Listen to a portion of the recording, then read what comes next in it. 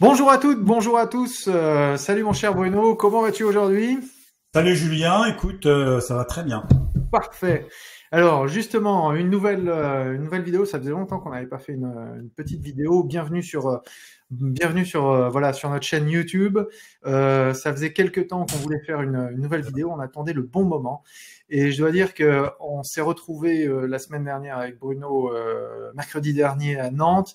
On a fait une excellente conférence du côté de Nantes. C'était vraiment un super moment. Et Belle tu ambiance. nous avais intitulé cette conférence le paradigme du cancer. Alors ça pour nous, c'était déjà un sujet assez alléchant. Est-ce que tu pourrais, allez, on va essayer de faire quelque chose de court, mais est-ce que tu pourrais nous résumer en quelques minutes justement ce nouveau paradigme dont tu voulais nous parler? Alors, c'est vrai que c'est un peu osé de parler comme ça, mais effectivement aujourd'hui le problème c'est le principal obstacle au traitement de ces cancers, justement pour vaincre le cancer, c'est de pas aller justement dans l'étiologie du cancer. Et souvent il y a une confusion dans la maladie parce que malgré que il y a des caractéristiques, on voit bien que ça patauge un peu. Et bien évidemment, on sait que le terrain du cancer, nous dans l'étiologie, tu as les facteurs génétiques, épigénétiques, tu as le psychique, la nutrition, le microbiote, tu as aussi tous les aspects biochimiques, tu as le métabolisme, le fameux Warburg, avec la méthode Schwartz, donc ça, les thérapeutes connaissent, l'immunité et les infections. Alors, le dernier point, il est intéressant parce que on va dire que 20% des cancers, 20 à 25% des cancers, c'est l'infection. On sait très bien que les Epstein-Barr virus, c'est 7 types de cancers, papillomavirus, le cancer de l'utérus, etc. Donc on sait qu'aujourd'hui, certains virus vont être problématiques au niveau du cancer. Alors d'un point de vue scientifique, on va dire qu'ils ont montré ça en 10 caractéristiques. Alors bien évidemment, je vais les évoquer parce que je les connais pas par cœur. Et ces 10 caractéristiques, c'est l'indépendance. Alors il y a des facteurs, ce qu'on appelle on va dire toute l'ambiance autour de la cellule qui est plutôt, qui va créer justement le terrain favorable à ça, ce qu'on appelle l'environnement tumoral. Donc les indépendances vis-à-vis des signaux de prolifération, l'échappement à l'inhibition de la prolifération, résistance à la mort cellulaire, capacité de la réplication indéfinie, donc l'immortalisation, induction de l'angiogenèse, activation des mécanismes d'invasion et de dissémination à distance. Ça, c'était trouvé par Lagan en 2020. Après, il y a eu encore quelques points. C'est-à-dire le 7e point, c'était la capacité d'échapper à la destruction par le système immunitaire, le rôle potentiel de l'inflammation chronique qui est importante, qui stimule la croissance tumorale. Enfin, le 9e point, l'instabilité génétique et les mutations. Et pour finir, la dysrégulation du métabolisme. Donc ça, c'est les 10 points qui ont été répertoriés. C'est les D'accord? 10 caractéristiques classiques Voilà. du cancer. Ok, rien Voilà. de nouveau.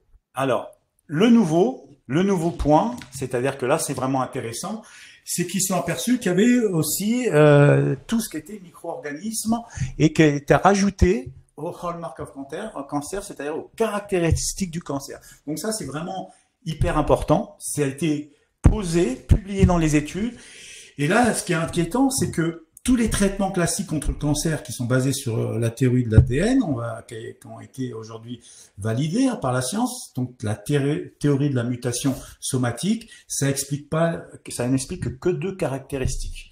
Donc c'est un peu grave parce que tous les gens qui sont atteints de cancer, on a des traitements classiques qu'on connaît bien, la chimio, tout ça, et qui sont basés simplement sur les symptômes. Donc les résultats sont souvent aléatoires. C'est pas formidable. Alors, ce qui est nouveau là-dedans, c'est que hier, on pensait que les tumeurs étaient stériles, mais aussi, on sait qu'aujourd'hui, que c'est des micro-organismes et il va y avoir une influence. Et donc, ces dernières recherches ont montré que toutes les tumeurs qui sont testées jusqu'à présent abritent des populations, on va dire, de micro-organismes, que ce soit les bactéries, les champignons, protozoaires. Donc, et on appelle ça le microbiome associé aux tumeurs. Donc ça, c'est un terme que vous allez dans PubMed, vous allez trouver. D'accord? Donc on est loin du consensus qui disait que voilà qu'il y avait une influence que des virus. Et là on est plutôt dans cette nouvelle approche thérapeutique justement pour comprendre et aider les patients. Donc hier Je répète, on pensait que les tumeurs étaient stériles. Aujourd'hui, on sait que toutes les tumeurs testées dans toutes les populations distinctes, il y a des bactéries, des champignons. Et ce que je t'ai dit tout de suite, c'est le microbiome associé aux tumeurs. Alors justement, là c'est la nouveauté. Voilà, ça c'est vraiment quelque chose de totalement nouveau, à savoir que le microbiome, il ne faut pas confondre le microbiome intestinal, parce que quand on parle de microbiome, on parle forcément de l'intestin, mais là c'est un microbiome qui est cellulaire, lié vraiment à la cellule cancéreuse. C'est ça, en fin de compte, c'est une pièce d'identité. On va avoir le microbiome de la cellule tumorale. Alors, ce qui est intéressant, c'est que là, il y a une publication, enfin plusieurs publications qu'on mettra dans les webinaires, où on montre les travaux d'un gars qui s'appelle Ravid Strootman, qui a publié dans le PLOS Journal, dans Cell, qui est aussi une revue d'oncologie, et il a montré que on trouve des champignons dans 35 types de cancers. C'est pratiquement tous les cancers, on trouve ces micro-organismes de type fongique au niveau intracellulaire de la cellule cancéreuse. Donc c'est intéressant parce que tu as parlé tout à l'heure de micro-organismes, mais là, en fait, tu cibles spécifiquement le monde fongique. Ouais, complètement. Et là, c'est là que c'est intéressant, ces nouvelles études, parce que toutes ces nouvelles connaissances, faut pas les négliger, et tous ces pathogènes intracellulaires vont créer un environnement de l'initiation à la promotion, à la progression du cancer. Donc ça, c'est vraiment important. Alors, il n'y a rien de nouveau là-dedans, parce que tu avais Simoncini qui avait un bouquin, Le champignon est un cancer. Bon, il s'est fait taper dessus parce que c'était avec son traitement de bicarbonate.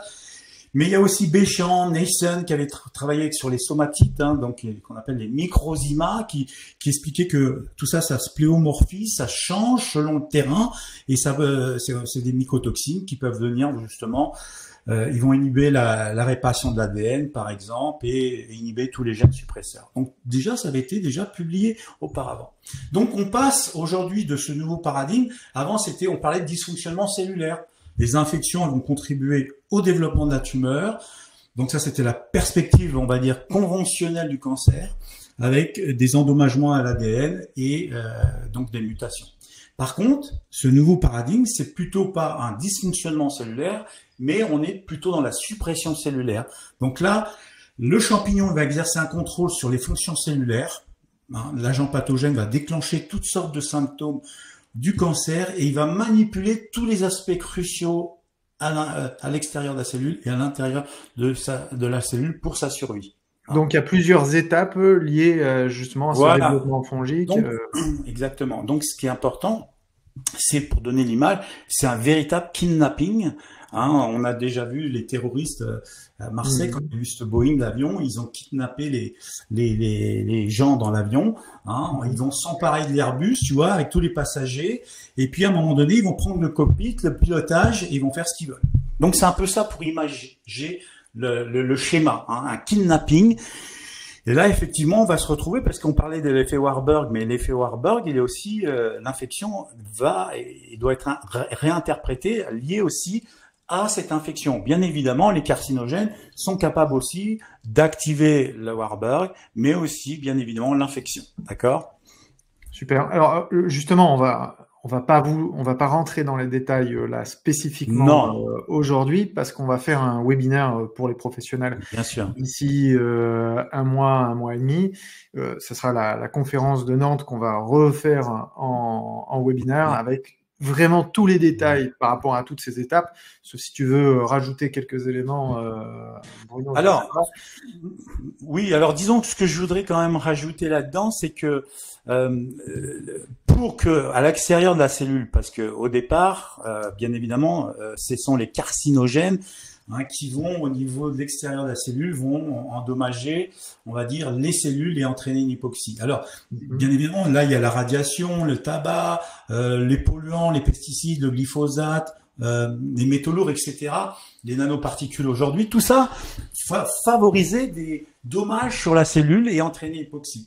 Donc tout ça, ça va entraîner un effet temporaire sur la glycolyse, mais aussi en même temps une réponse inflammatoire qui est initiée. On n'est pas encore dans la chronicité et à ce stade, on n'est pas encore dans un terrain cancéreux. C'est pour ça qu'il faut faire attention quand on dit les carcinogènes, ça donne des cancers, pas obligatoirement. Il y a un système de réparation tissulaire et qui va peut-être remettre les choses en équilibre. Et heureusement pour nous, d'accord? Par contre, là où c'est dans le mauvais, c'est quand l'initiation au cancer se fait, quand tous les cancérogènes vont générer une réponse, on va dire plutôt cohérente avec 4 facteurs. C'est-à-dire que l'inflammation va être là chronique, surexpression de l'acide lactique, excès de fer et suppression immunitaire. D'accord? Donc, c'est les 4 conditions. Donc, si la toxicité n'est pas traitée auparavant, il y a l'acide lactique qui va augmenter, avec une surcharge en fer va se produire. Donc, tous les pathogènes opportunistes, hein, dont le fongique, présents dans le microbiome tissulaire, ils détectent l'hypoxie, et là, les niveaux anormaux d'acide lactique qui devient invasif. Hein. Donc, toutes ces expositions aux toxines, l'acide lactique, la surcharge en fer, ça crée une réponse immunitaire abaissée. Donc déjà là, on est dans un bon scénario catastrophique, et avec l'acide lactique et le fer, eux, ils vont alimenter les pathogènes. Donc plus il y a d'acide lactique, plus il y a de fer, et on sait que dans une cellule cancéreuse, on a 1000 fois plus de fer. Donc virulence des pathogènes fongiques, et tout ça, ça crée une niche qui va favoriser l'infection fongique.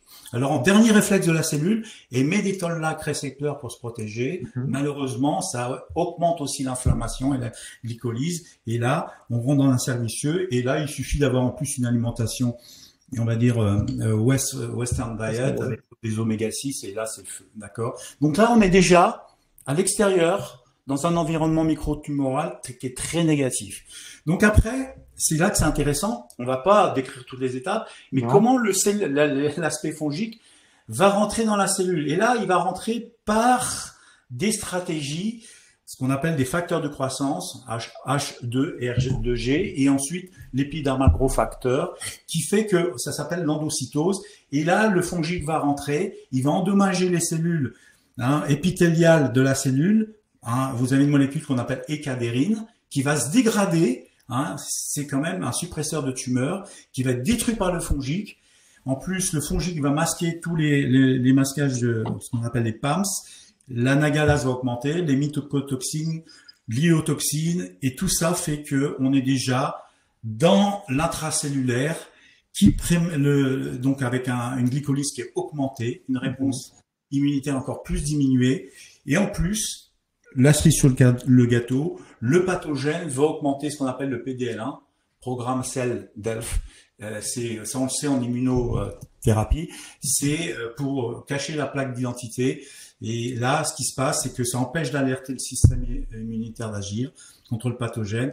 Et là, la cellule, elle commence à s'installer, évasion immunitaire. Et là, on commence à rentrer dans le difficile. Puisque là, augmentation d'une grosse glycolyse sous l'effet du mTOR, on avait parlé de ce mTOR, prolifération qui est là. Donc on prolifère avec ce mTOR qui est augmenté. Tout ça fait que en même temps, le champignon, quand on dit, il va se nourrir de glucose, de glutamine, de méthionine, d'arginine, même d'ATP.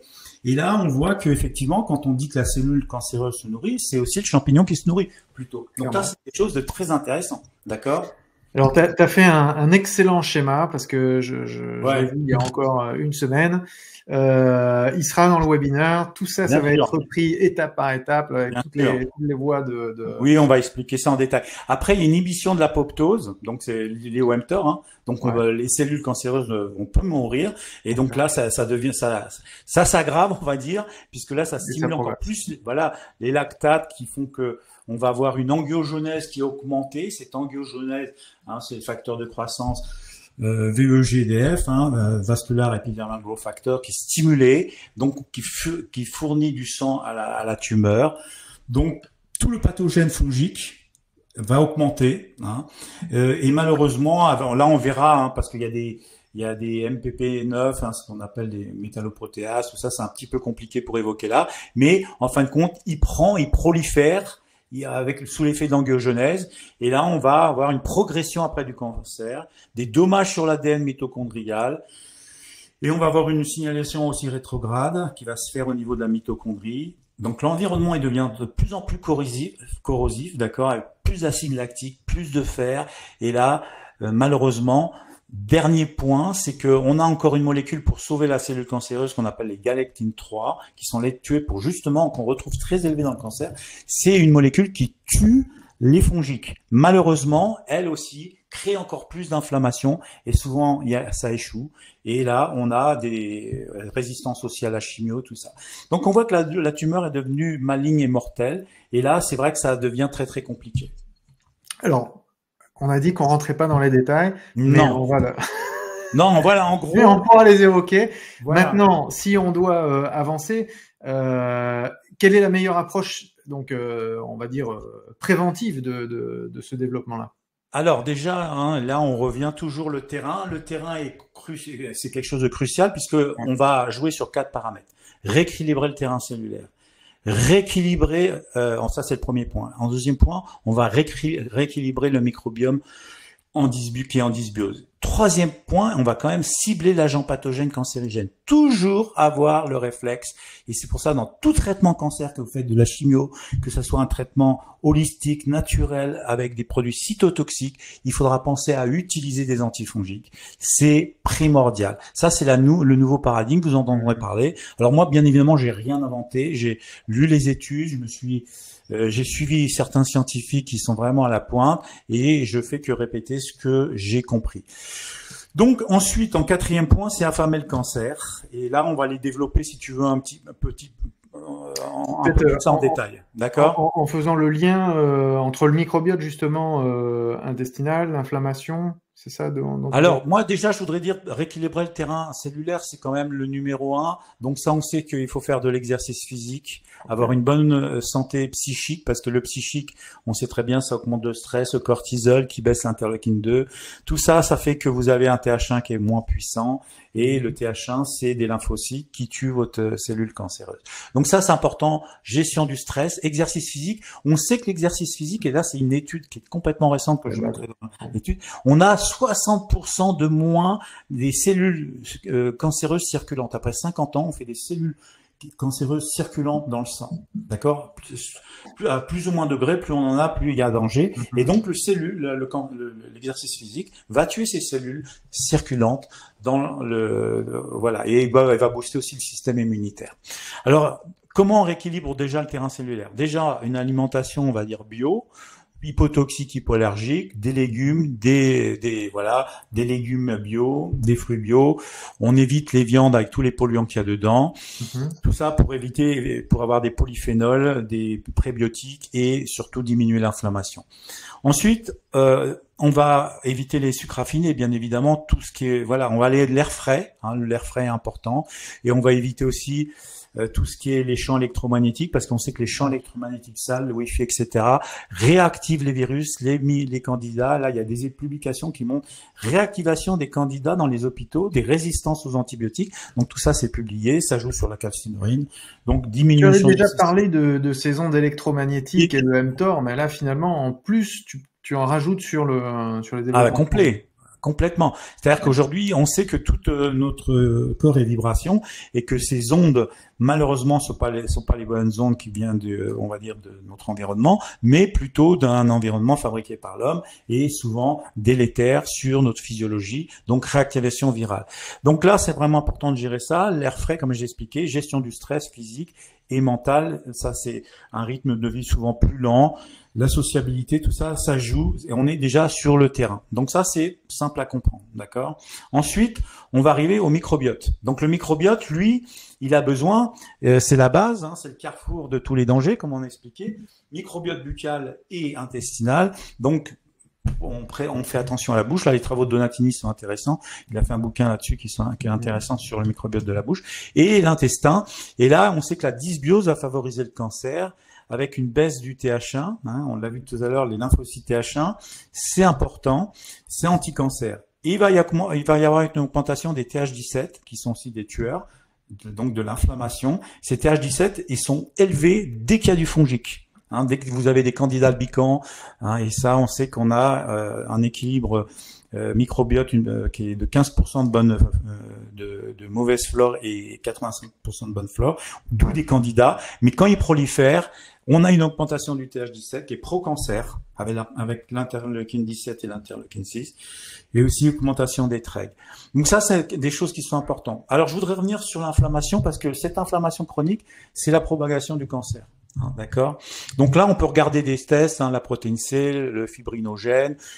et puis surtout l'homocystéine, qui sont des facteurs d'inflammation. Alors, moi, je suis donc pour le curcuma, scutellaria, etc., boswellia, mais ça insuffisant. Il faut augmenter son taux de résolvine. Les résolvines, c'est à partir du DHA. Comment on fait pour augmenter ces résolvines?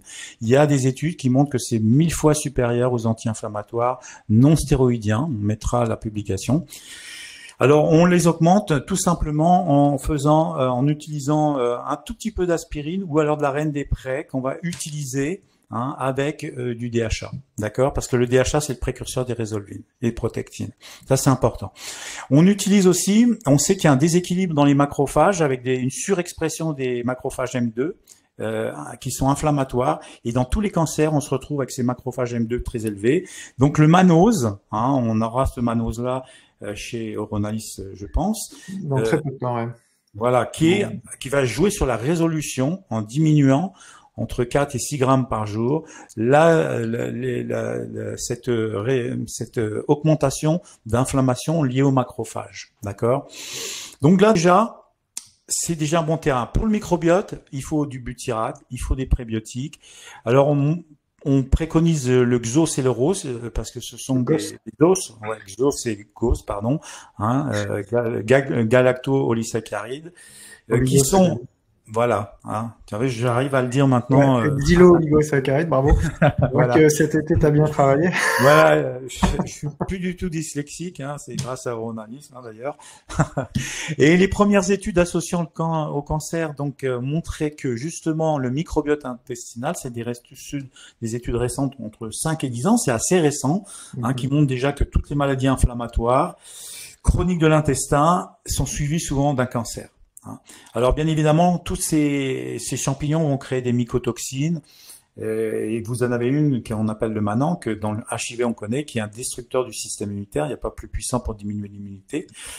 Et donc il est important de jouer sur ces mycotoxines. D'ailleurs, il y a toute une série de bouquins que je conseille, c'est Fungal Bionic. C'est des bouquins qui ont été faits par des Allemands qui parlent des champignons, des mycotoxines et du cancer. D'accord? Donc voilà, l'intestin, on viendra en détail dans le webinaire, mais c'est important. Ouais. L'inflammation de l'intestin, il y a des bons schémas aussi que tu as fait. Et juste avant de se quitter, si on cible spécifiquement le côté fongique, c'est quoi les substances que toi tu retiens les plus efficaces? Alors moi, ce que je retiens d'abord, déjà, il y a un truc qui est vraiment important, c'est qu'il y a des antifongiques synthétiques. Le problème, c'est qu'il y a une résistance avec ces produits. Après quelques semaines, quelques mois, tout ça, on devient résistant et ça ne fonctionne plus. Alors, il faut plutôt privilégier tous les antifongiques, on va dire, naturels.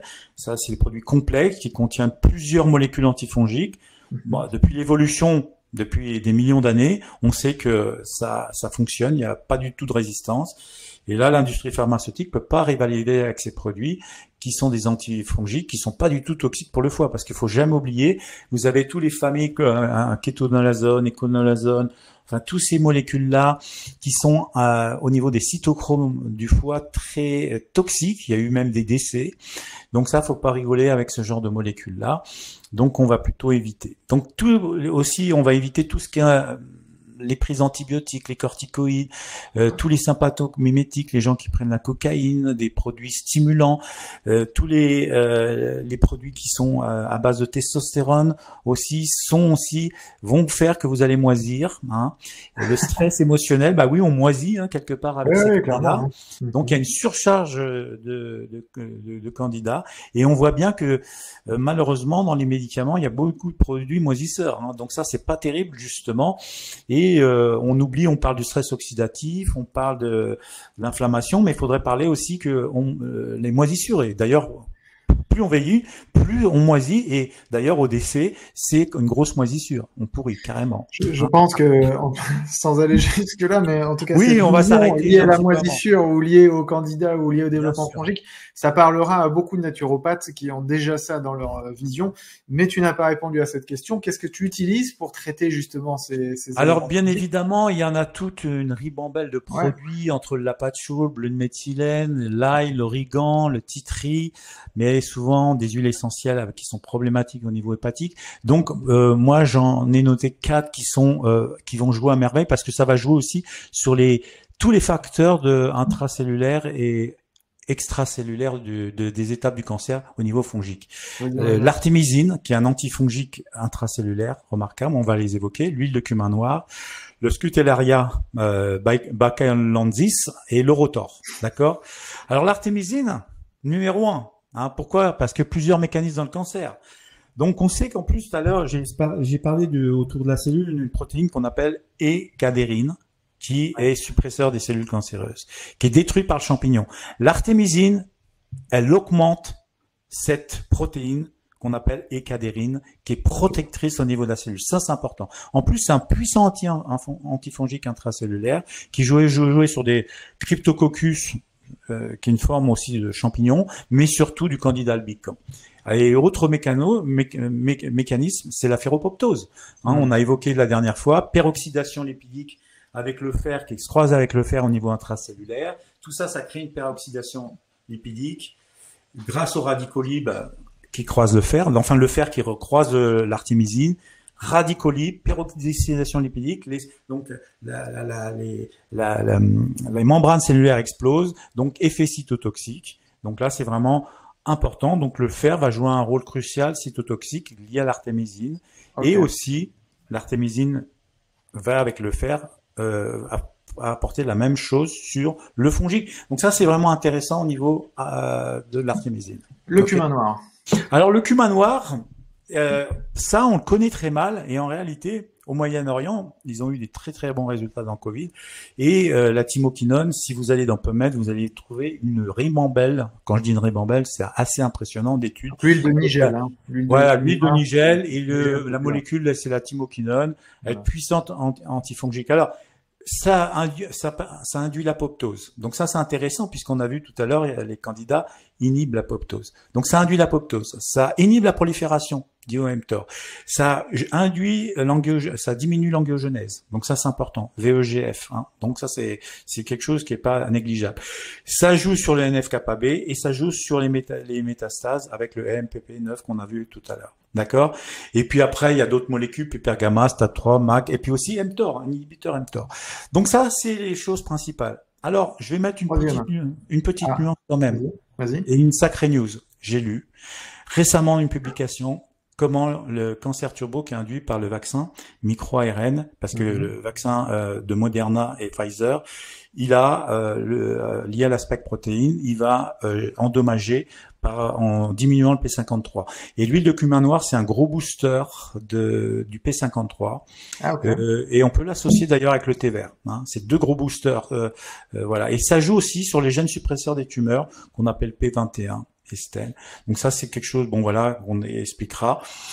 Parce qu'il faut comprendre que ces vaccins Covid peuvent contenir des micro-ARN oncogènes, ça a été montré. Donc c'est l'huile de graines de cumin noir liée à la thymoquinone, elle va réguler ce qu'on appelle à la baisse l'oncogène génoté, hein, qui s'appelle MIR21, et ce MIR21, il est toujours élevé dans toutes les tumeurs solides, hein, notamment du sein, les ovaires, col de l'utérus, côlon, foie, cerveau, pratiquement tous les ésophages, pancréas, etc. Donc ça, c'est vraiment quelque chose d'important, et d'utiliser l'huile de cumin noir en prévention, mais aussi dès lors qu'on a fait de la vaccination. Troisième substance. Alors, la troisième substance, c'est le Scutellaria.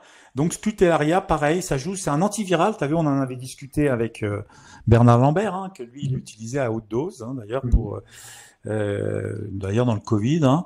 Mais c'est vrai que c'est un puissant antiviral, mais surtout sur l'Epstein-Barr virus, il marche très très bien sur l'Epstein-Barr virus, mais aussi un antibactérien et aussi un antifongique. Immunostimulant, il est chélateur du fer, donc ça c'est pas rien. Anti-inflammatoire, et vraiment là, c'est vraiment là la particularité intéressante, c'est qu'il inhibe à la fois, ce qui est très rare avec une plante, à la fois les LOX et les COX. D'accord? Et aussi la prostaglandine 2. Donc, c'est vraiment un puissant anti-inflammatoire et antiprolifératif. Et il joue sur l'apoptose. D'accord? Anti-angiogénique. D'accord? Donc, ça, c'est aussi intéressant. Et on peut l'utiliser en synergie, on va dire, avec l'huile de cumin noir. Je pense que la synergie va être intéressante. Et bien évidemment, le Rotor. Pourquoi? Parce que le Rotor, toutes les molécules qu'il y a dedans ont une activité antifongique modérée, hein, mais qui est là avec la curcumine, hein, d'accord, et le resveratrol, qui sont les deux plus puissante antifongique, mais bien en dessous de l'huile de cumin noir et de la Scutellaria. D'accord? Et Scutellaria et huile de cumin noir, l'intérêt, c'est que ce sont des substances pas particulièrement chères, très accessibles, donc on peut mettre facilement en rotation avec de l'Orotor en parallèle. Ça, c'est vraiment Complètement. ouais. Ouais. Donc l'association, comme il y a beaucoup de plantes, et puis en plus on joue sur les cellules souches, hein, parce que ce que j'ai pas dit tout à l'heure, dès lors qu'on a la cascade intracellulaire, il y a un moment donné, au 8e point, il y a une augmentation des cellules souches cancéreuses qui deviennent immortelles. Hein, donc il est temps de peut-être justement d'utiliser ce produit justement pour inhiber les cellules souches cancéreuses, en sachant aussi que si les gens font de la chimio est un activateur des cellules souches, et c'est pour ça qu'il y a des récidives. On l'avait évoqué ça dans les webinaires auparavant, 9 à 18 mois après. D'accord. Avec des bons taux de réussite de la chimiothérapie. Voilà. On va pas réévoquer maintenant. Voilà. Et puis le rotor, c'est surtout prolifération, apoptose, différenciation, néangiogenèse, glycolyse, hein, et contrôle pratiquement tous les systèmes. 90% des cancers, donc faut pas l'oublier, de l'associer avec, je pense que le trio cumin noir, Orotor et Scutellaria est une bonne combinaison dans tout traitement du cancer, hein, ouais. qu'il soit allopathique ou sans allopathie. Écoute Bruno, ça fait à peu près 30 minutes qu'on a démarré, donc franchement on est à peu près dans le timing pour une fois. Ouais, bah. Heureusement on n'est pas rentré dans les détails, mais ces détails on vous les garde pour le webinaire du mois de novembre. On n'a pas encore fixé la date, Bruno, et si c'est un webinaire qui vous intéresse, n'hésitez pas à nous solliciter par rapport à ça. Et bien d'ici là, on aura peut-être une autre vidéo sur un autre sujet que tu auras choisi. Mais en attendant, on vous souhaite à tous et à toutes une excellente fin de journée. Merci Bruno pour cette clarté. Ouais, non, je pense que c'était une des vidéos les plus claires qu'on ait fait depuis le début. Donc vraiment, merci pour les autres. Voilà. Allez, à très bientôt Bruno. Ouais, à bientôt Julien. Ciao. Au revoir, à bientôt. Ouais.